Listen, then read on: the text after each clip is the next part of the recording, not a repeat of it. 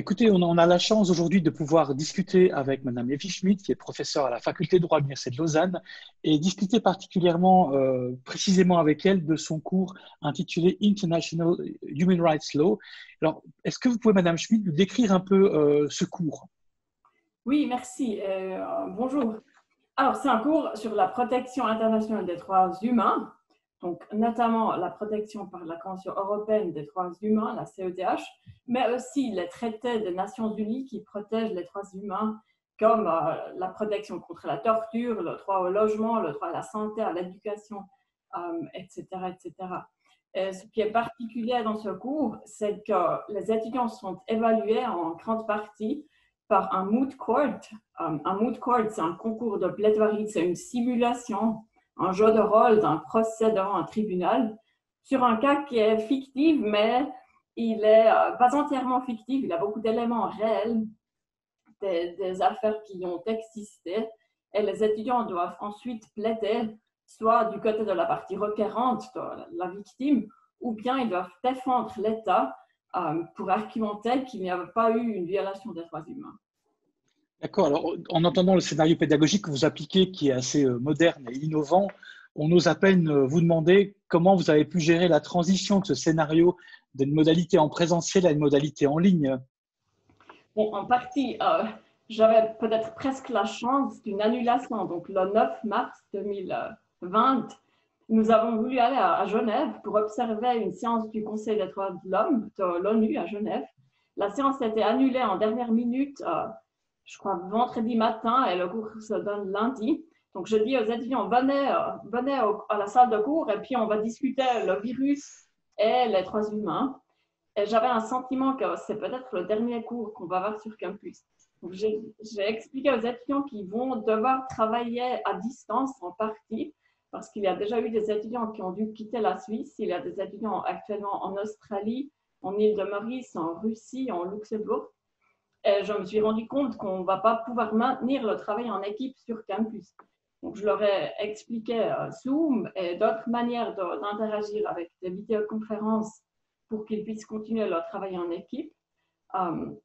Et puis, voilà, je donne le cours sur Zoom qui est toujours enregistré pour les étudiants qui n'arrivent pas à participer en live.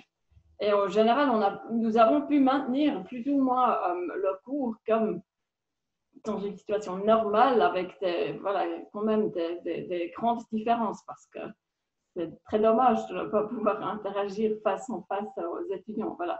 Mais ils ont continué à travailler en équipe. J'ai reçu les mémoires écrits qu'ils ont produits et je dois dire que j'étais impressionnée. Chaque équipe a réussi à rendre à temps un mémoire écrit sur des questions extrêmement complexes, compliquées. Ils ont pu faire la recherche. Donc, je me réjouis beaucoup de les voir plaider la semaine prochaine sur Zoom. Évidemment, nous avons dû avoir créé des plans B pour des problèmes techniques et nous avons dû improviser un peu parce que nous ne pouvons pas les juger dans une salle. Je n'ai pas accès aux robes que j'utilise normalement, ils sont dans mon bureau. Donc, nous devons improviser un peu. Mais en général, nous avons pu maintenir le cours.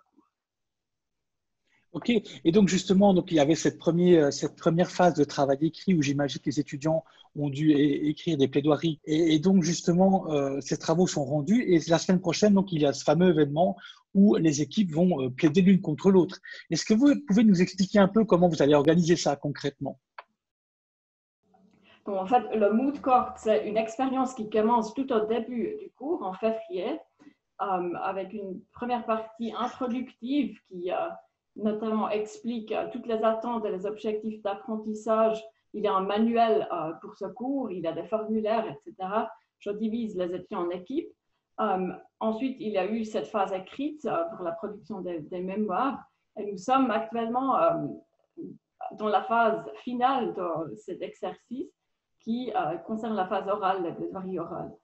Donc, chaque étudiant va plaider pendant 5 minutes. Ils ont divisé eux-mêmes dans chaque équipe qui va plaider quel point, dans quel ordre. Il est aussi peut-être important de mentionner qu'entre la phase écrite et la phase orale, il y a un feedback assez conséquent. Donc, chaque équipe reçoit à peu près 1,5 pages, 2 pages d'un document Word avec un feedback, un retour sur les mémoires écrits. Et très souvent, on voit une évolution, un développement assez magnifique entre ce feedback, cette phase écrite et ensuite la phase orale. Nous faisons les plaidoiries sur Zoom, donc il y aura moi comme juge et mes assistantes et chaque étudiant va prendre parole. On a fait des tests avec caméra, micro, etc. Et donc, c'est vous et vos assistants qui délivrez le vainqueur final ou la meilleure plaidoirie, j'imagine? Oui, donc il y a un côté un peu compétitif aussi. Donc, il y a aussi un formulaire pour les autres étudiants, donc ceux qui ne plaident pas. On va faire un sondage. Ce n'est pas qui gagne l'affaire, c'est sur la base de la présentation orale, quelle est l'équipe qui a mieux convaincu. Et ensuite, ils doivent rédiger dans ce formulaire un point positif pour chaque personne qui a plaidé.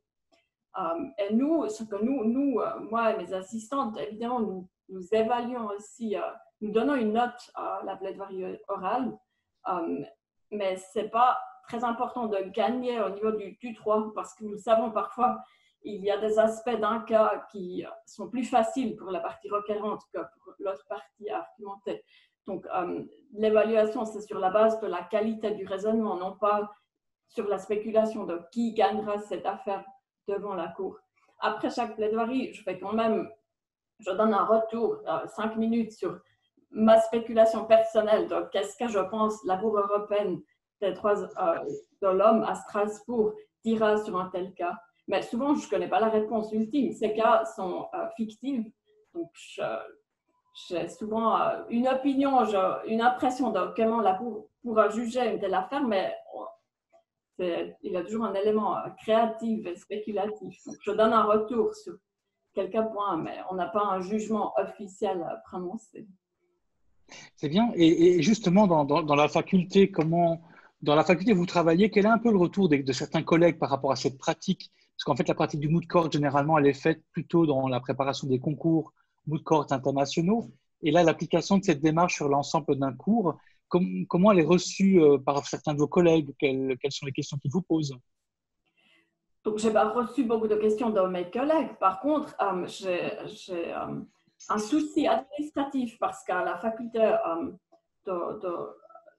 à l'école de droit, nous avons un système d'inscription à l'examen, mais nous n'avons pas un système d'inscription au cours. Mais pour cet exercice, j'ai besoin de connaître mes étudiants tout au début du semestre. Donc, j'ai dû mettre en place, avec l'aide généreuse de la secrétaire de l'école de droit, un système un peu parallèle d'inscription en cours. Ça, c'est peut-être un inconvénient, c'est un peu un défi administratif pour ce type d'enseignement parce qu'il est nécessaire que je sais qui va suivre ce cours avant que je divise les étudiants en équipes. Et la date de s'inscrire aux examens est un peu tard dans le semestre. Sinon, au niveau des étudiants, peut-être la plus grande interrogation, c'est la peur au début du semestre. C'est notamment que c'est un cours en anglais et on doit plaider en anglais sur un cas fictif. Ça fait un peu peur au début. Mais ce qui me réjouit chaque année, c'est de voir les visages heureux après les plaidoiries. Il y a les gens qui disent « mais je suis quand même tellement heureux que j'ai fait ça, que j'ai osé ». Et heureusement que maintenant, j'ai des retours écrits des évaluations des années passées, donc je peux les montrer au début. Je peux dire, voilà, vous n'êtes pas les seuls. Si vous êtes un peu nerveux avec ce format, c'est normal. Mais il y a des manières d'apprendre. Et tout ce qu'on fait au sein du semestre, en fait, chaque semaine, il y a une partie moot court, donc il y a une partie compétences transversales utiles et nécessaires pour bien réussir cet exercice et aussi pour bien réussir beaucoup de choses dans l'avenir professionnel. Donc, ça rassure quand même les étudiants. Et puis, j'espère que, voilà, en tout cas, le cours a augmenté en taille. Cette année, il est plus large que les années précédentes. Donc, je crois qu'il y a des rumeurs qui se font peut-être que c'est tout à fait possible de suivre cet enseignement et que c'est même une bonne expérience pour une très grande partie des étudiants. Voilà. J'avais encore une question à vous poser, professeur Schmidt. C'était une question qui concernait le choix des cas. Donc, chaque année dans votre cours, vous proposez une série de cas que les étudiants vont devoir traiter. Est-ce qu'il s'agit de cas réels? Est-ce qu'il s'agit de cas semi-réels, on va dire fictifs, qui sont peut-être influencés par l'actualité ou simplement de cas fictifs que vous concevez de A à Z? C'est des cas, c'est des cas fictifs, mais comme vous dites, semi-réels. Souvent, il y a des éléments même réels. Souvent, on prend des mélanges d'anciennes affaires à la Cour européenne des droits de l'homme à Strasbourg. Et très souvent, c'est sur la base de l'actualité, des choses qui nous intéressent à fond, des choses qui soulèvent des questions juridiques très, très complexes, parce que mon but, c'est aussi que les étudiants apprennent à reconnaître les contre-arguments à leur interprétation juridique, qu'ils arrivent à la discuter dans leur contexte social et politique. Donc, par exemple, cette année, j'ai rédigé un cas sur une histoire d'une ancienne étudiante de l'Université de Lausanne, d'ailleurs, et d'autres individus qui ont rejoint le Daesh, l'État islamique, en Syrie et en Irak, qui sont maintenant détenus. Et la question se pose, leur famille basée en Suisse demande à la Suisse de faciliter le retour.